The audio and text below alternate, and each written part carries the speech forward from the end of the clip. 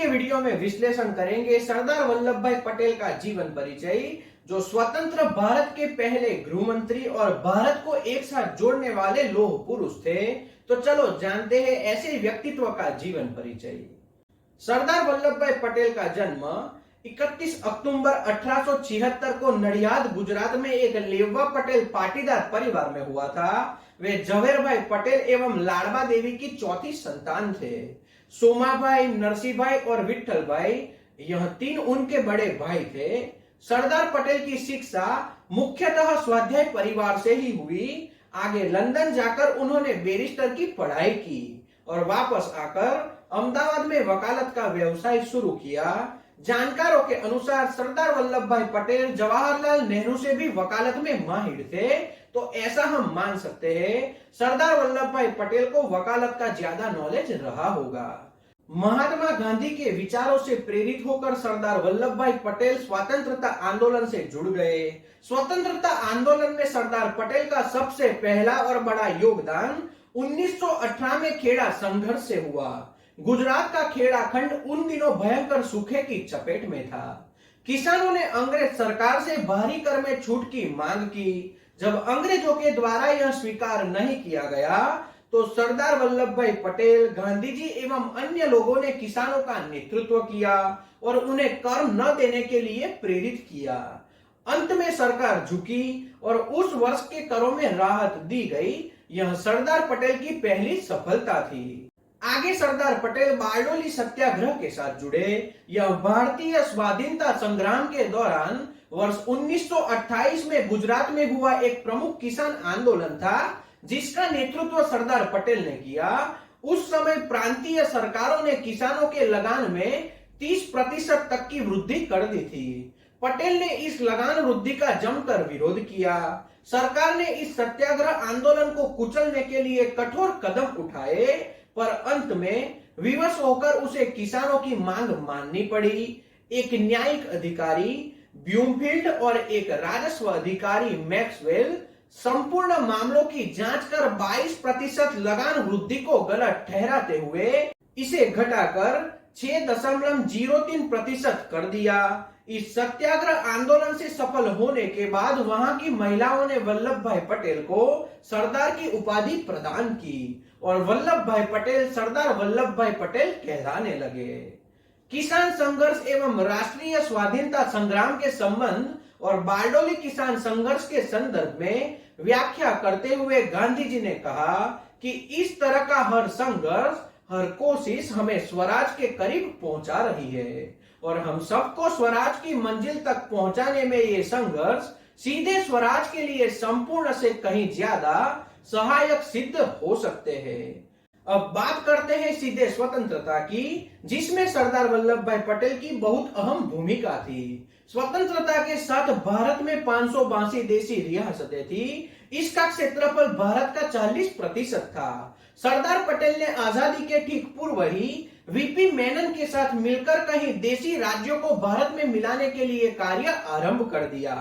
फिर वक्त आया स्वतंत्र भारत के पहले प्रधानमंत्री का चयन करने का। ऐसे में अधिकांश प्रांतीय कांग्रेस समितियां सरदार वल्लभ भाई पटेल के पक्ष में थी। गांधी जी की इच्छा का आदर करते हुए सरदार वल्लभ भाई पटेल जी ने प्रधानमंत्री पद की दौड़ से अपने आप को दूर रखा और इसके लिए जवाहरलाल नेहरू का समर्थन किया। उन्हें उप प्रधानमंत्री एवं गृह मंत्री का कार्य सौंपा गया, किंतु इसके बाद भी नेहरू और सरदार वल्लभ भाई पटेल के संबंध तनावपूर्ण बने रहे। इसके चलते कई अवसरों पर दोनों ने ही अपने पद का त्याग करने की धमकी भी दी थी। अब बात करते हैं देशी रजवाड़ों की। सरदार वल्लभ भाई पटेल और वीपी मेनन ने देशी राजाओं को बहुत समझाया कि उन्हें स्वायत्तता देना संभव नहीं होगा। इसके परिणाम स्वरूप 3 को छोड़कर से सभी रजवाड़े स्वेच्छा से भारत के विलय का प्रस्ताव उन्होंने स्वीकार कर लिया। केवल जम्मू कश्मीर, जूनागढ़ और हैदराबाद स्टेट के राजाओं ने ऐसा करना मना किया और उन्होंने यह स्वीकार नहीं किया। जूनागढ़ सौराष्ट्र के पास एक छोटी रियासत थी और चारों ओर से भारतीय भूमि से घिरी थी। वह पाकिस्तान के समीप नहीं थी। वहां के नवाब ने 15 अगस्त 1947 को पाकिस्तान की में विलय की घोषणा कर दी। राज्य की सर्वाधिक जनता हिंदू थी और भारत में विलय चाहती थी। नवाब के विरुद्ध बहुत विरोध हुआ तो भारतीय सेना जूनागढ़ के अंदर प्रवेश कर गई। नवाब भागकर पाकिस्तान चला गया और 9 नवंबर 1947 को जूनागढ़ भी भारत में मिल गया। फरवरी 1948 में वहां जनमत संग्रह करवाया गया जो भारत में विलय के पक्ष में रहा। तो इस तरह से जूनागढ़ रियासत भारत में जुड़ गई। अब बात आती है हैदराबाद रियासत की। हैदराबाद भारत की सबसे बड़ी रियासत थी जो चारों ओर से भारतीय भूमि से घिरी थी। वहां के निजाम ने पाकिस्तान के प्रोत्साहन से स्वतंत्र राज्य का दावा किया और अपनी सेना बढ़ाने लगा। वह ढेर सारे हथियार आयात करता रहा। सरदार पटेल चिंतित हो उठे और अंत में भारतीय सेना 13 सितंबर 1948 को हैदराबाद में प्रवेश कर गई। 3 दिनों के बाद निजाम ने आत्मसमर्पण कर दिया और नवंबर 1948 में भारत में विलय का प्रस्ताव स्वीकार कर लिया। गृह मंत्री के रूप में पहले यह ऐसे व्यक्ति थे जिन्होंने भारतीय नागरिक सेवा आईसीएस का भारतीयकरण कर इन्हें भारतीय प्रशासनिक सेवा आईएएस बनाया। अंग्रेजों की सेवा करने वालों में विश्वास भरकर उन्हें राजभक्ति से देशभक्ति की ओर मोड़ दिया। यदि सरदार वल्लभ भाई पटेल कुछ वर्ष जीवित रहते तो संभवतः नौकरशाही का पूर्ण कायाकल्प हो जाता। भारत के एकीकरण में उनके महान योगदान के लिए उन्हें भारत का लौह पुरुष के रूप में जाना जाता है। सन 1950 में उनका देहांत हो गया। इसके बाद जवाहरलाल नेहरू का कांग्रेस में कोई भी बड़ा विरोधी नहीं रहा। अब बात करते हैं तीसरा रजवाड़ा जो जम्मू कश्मीर था। उसमें सरदार वल्लभ भाई पटेल ने दिलचस्पी क्यों नहीं दिखाई। जवाहरलाल नेहरू ने कश्मीर को यह कहकर अपने पास रख लिया कि यह समस्या एक अंतरराष्ट्रीय समस्या है।